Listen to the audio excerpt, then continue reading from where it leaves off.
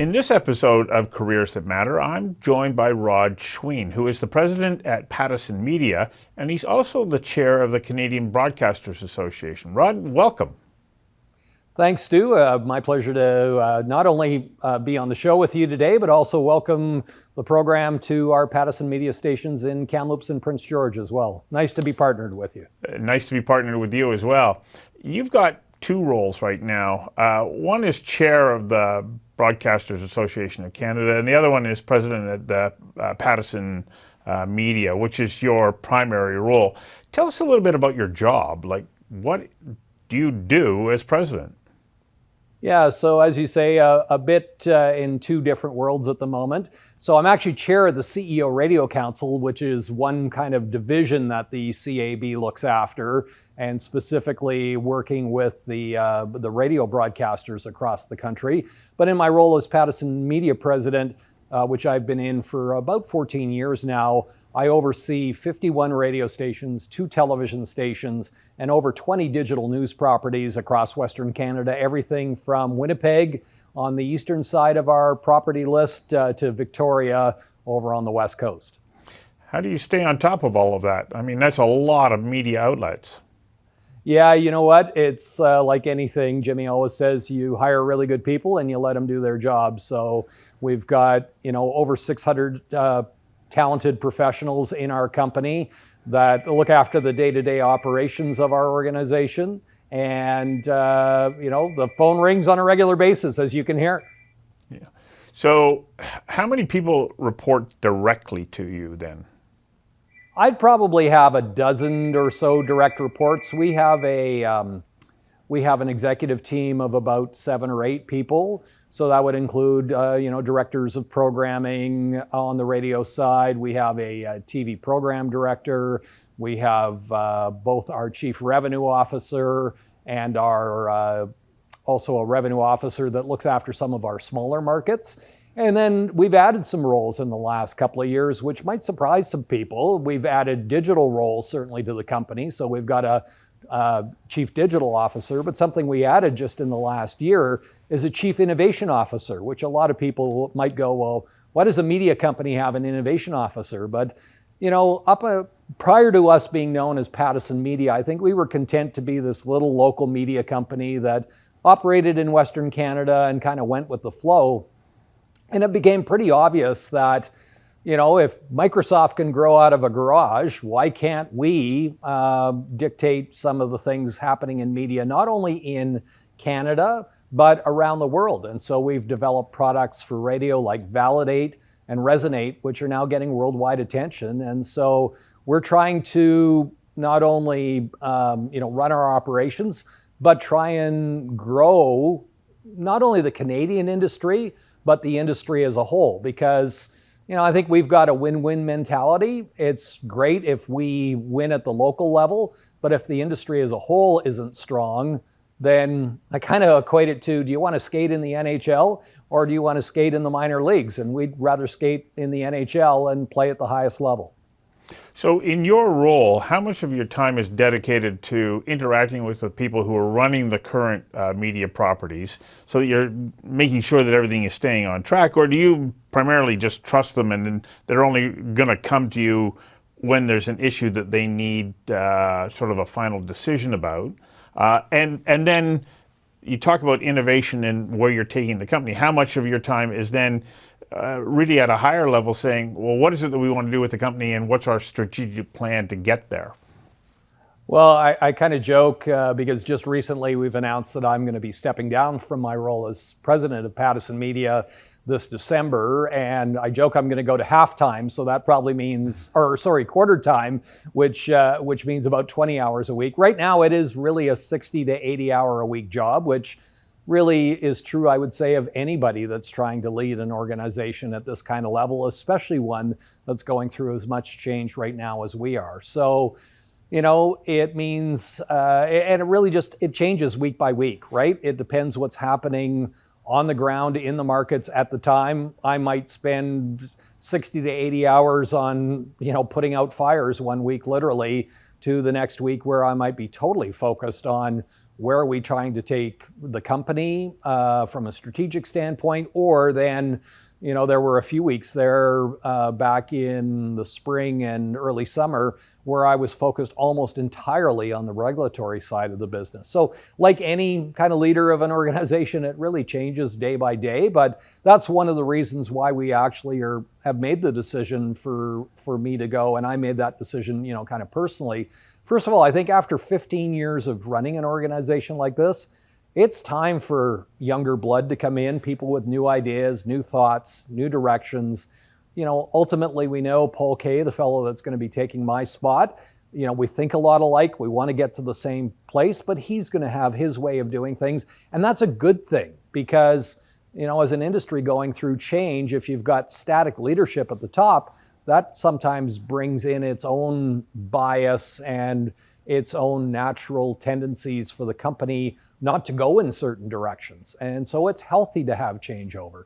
And so in the future, I joke that Paul's going to get to worry about the day-to-day and have the stress of the company, and I'm going to get to work on some of the fun projects. And then the unfun side of the job, I guess, in the future is going to be still looking after a lot of the regulatory, because we do have a lot of challenges there, especially in broadcasting, where we're trying to run a business that traditionally operated in a walled garden and is competing against, unregulated, not only national giants, but international giants in the forms of companies like Google and Meta, love them or hate them.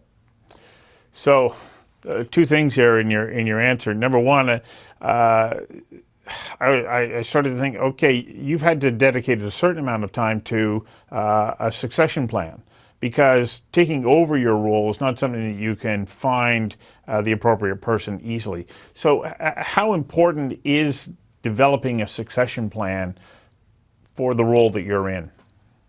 Yeah, it's really important, and normally we're a company that likes to promote from within, so this is a real change for us to go outside the organization. We actually started this search late summer, early fall, and we started looking. We hired a search firm, a headhunter firm, if you will, to go out and look not only within our own organization, but externally as well. We started with 40 what we called serious candidates, whittled that down to 8, and then came down to a final 4. And it was a really hard decision. We had 2 excellent internal candidates and 2 excellent external candidates. But really, the succession plan, started the day I took the job, is now how do we build the team and how do we build those individuals so that whether it's a planned exit like this, 14 and a half years after being in the role, or, you never know. I've just gone through some personal health challenges.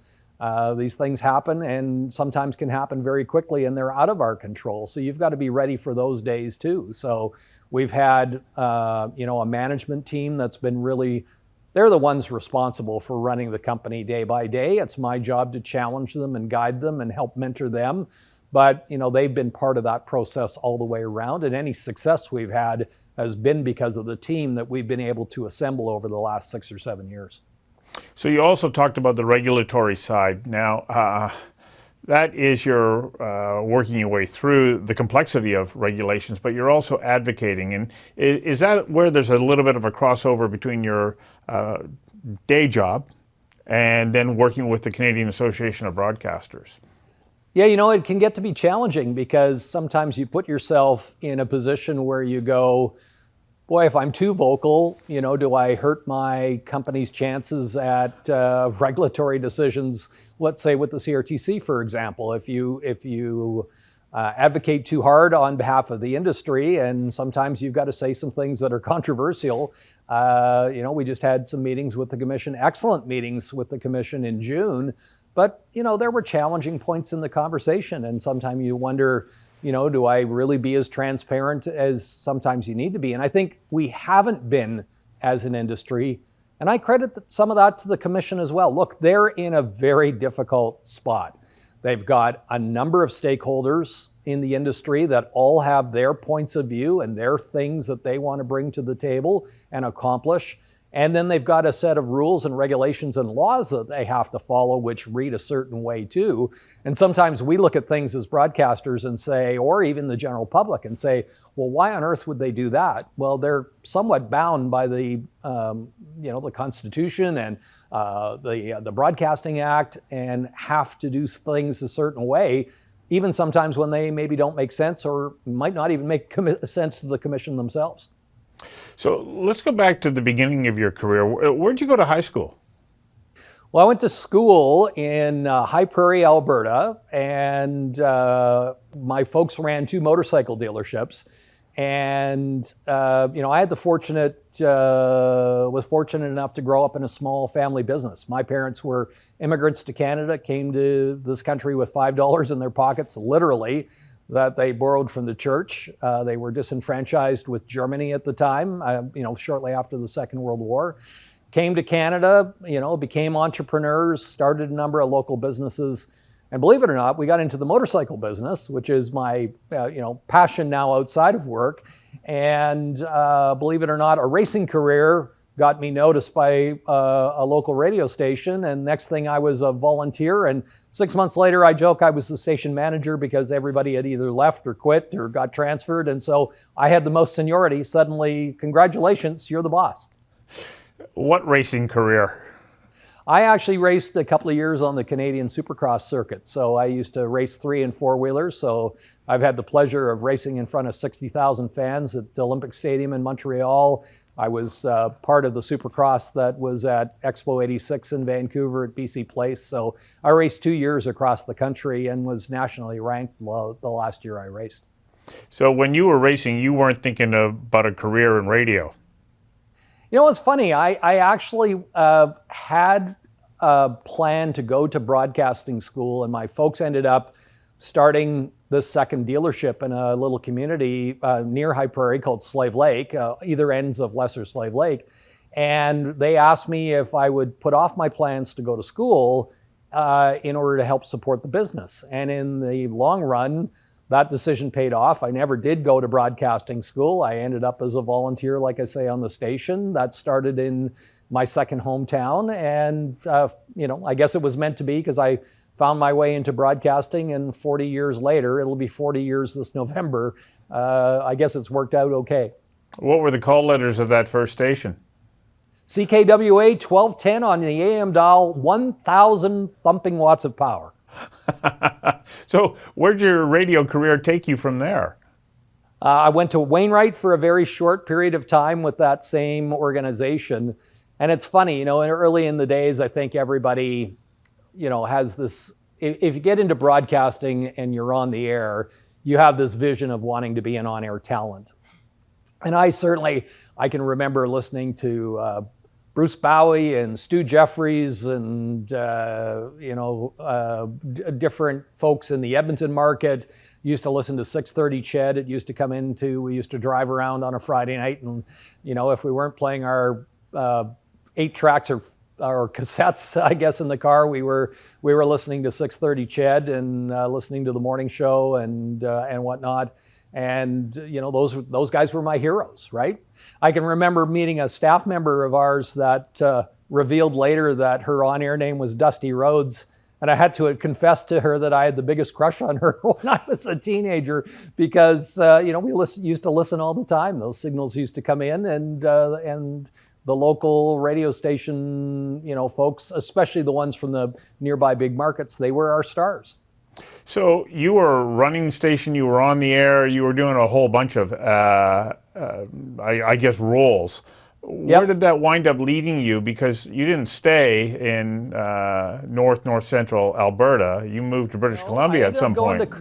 I ended up going to Cranbrook because I wanted to be an on-air talent. And the folks at, it was called Nornet at the time, I guess they saw something in me. They figured out before I did that I was a better leader, I guess, than a broadcaster. And so, always joke that I have a face for radio, and was fortunate enough to have almost a 20-year on-air career. But it became pretty obvious that I wasn't going to end up in a large market as an on-air talent. I I don't think I was dedicated enough, and probably didn't get, that's probably where not having the schooling didn't help. I just didn't have that background that I really needed, and wasn't fortunate enough to have enough good on-air mentors. In those days, they kind of, stuffed you in a control room and let you go, and you didn't get a lot of air checks, and you didn't get a lot of coaching or whatnot. So, it was my years growing up in the small family business that had developed some thoughts around leadership and management and those kind of things. And slowly but surely it became pretty clear that my path forward was going to be on the management side. So I did a bit of management and a bit of on-air for the last 4 or 5 years of my career. I eventually stayed over 18 years in Cranbrook, but every 2 or 3 years my job would change. I did play-by-play hockey. I did a morning show. I was the program director. I had a chance to launch a second station, and so just kind of grew in my experience. And that really helps me on a day-to-day basis now, because other than 1 or 2 jobs at that time, there weren't too many jobs in that station that I couldn't do or hadn't done. And that now gives me the background. While I'm not an expert in all areas of the business, I certainly have enough background that it's a little hard to pull the wool over my eyes. So in the world of you never know when you're having good luck, at the time you're thinking, no, I have aspirations to be like a hotshot on-air talent, but you kept getting dragged over to the management side. As your career moves forward, there's an awful lot of those hotshot on-air talents that don't make that shift, and their day, comes and goes. You actually were given a rather graceful way of moving and staying within the industry and growing what became your real talent, which is being able to manage those stations and grow them. Yeah, it's the irony's not lost on me. I remember when I got the president's job, quite a few people on the so-called experts on the media board said, Rod who from where? And, I guess Pattison must not have a major market strategy because Rod's never worked in a major market. What they didn't realize is that Rod didn't need to work in a major market. He just needed to have a team around him. And I guess if I'm lucky enough to have a superpower, it's always been that I've been able to, build great teams and keep those teams functioning at a high level. And so, that's where we've been very fortunate. We've got some exceptional people in our organization that have a ton more experience running major market stations than I do. My job is just to help make sure that they make the right decisions and steer them in the right path. And it just goes to show you don't need to be an expert in everything in order to run a successful organization. You just got to have the best team around you. So Rod, one of the things that we want to have, or an audience that we want for this show are young people who are beginning their careers. When you look over the course of your career and the success that you've had, what is it that you've discovered about yourself that you think is an essential characteristic that you possess that has helped you to be successful? I think the first thing is find an organization, hopefully, where your values and the values of the organization match, especially if you want to get into management. Because I think so many people that are in management are disgruntled with their jobs because in the end, the goals of the company and their goals and their values don't align. And it's pretty hard to work as a leader in an organization if you don't believe in the organization and what it stands for in the first place. The second thing is be lucky enough to work for an organization that's going to let you make some mistakes. And boy, that's sometimes pretty hard to find, especially in media these days. But I think in general, because, business is so tight, every dollar matters. And I always say I had the best luck in the world because, there were a lot of companies that were trying to buy the stations I was at in Cranbrook at the time. And thank goodness it eventually ended up in the hands of the Pattison Group because first of all, I still got to pinch myself every day that, I work for a Canadian business icon and, the schooling that he's been able to give me just by osmosis by working alongside Jimmy for these last 25 years or so has been absolutely amazing. You couldn't pay for that kind of education. And I always joke that, it's a little surreal. I wonder if Jimmy realizes he's got a motorcycle mechanic from Slave Lake running his media division. So that makes me chuckle a little bit sometimes too. So, be humble. Don't be afraid to try things. Find an organization and people that you believe in, and you'll never work a day in your life. Yeah. thank you for letting us see what your day-to-day activities are like right now and the path that led you to them. You're an inspiration. Thank you very much. Well, you know what? I'm just a regular guy who puts his pants on one leg at a time like everybody else, and we're all just trying to do the best that we possibly can. And I think the biggest thing is for us is if you work in the media, you probably got here because you want to give back to your communities. And that's super important to me and super important to our organization. So if we've accomplished that, then we've achieved success. You have accomplished that. Thank you very much. Hi, I'm Anthony Originello, CEO of the Chartered Professionals in Human Resources for BC and Yukon. We represent more than 8,000 members, and as the organization dedicated to advancing the HR profession through education, advocacy, awareness, professional development, as well as our recognized and impactful CPHR designation, we are proud to be a sponsor of this show. We have been the voice of the HR profession since 1942. Learn more about us at cphrbc.ca.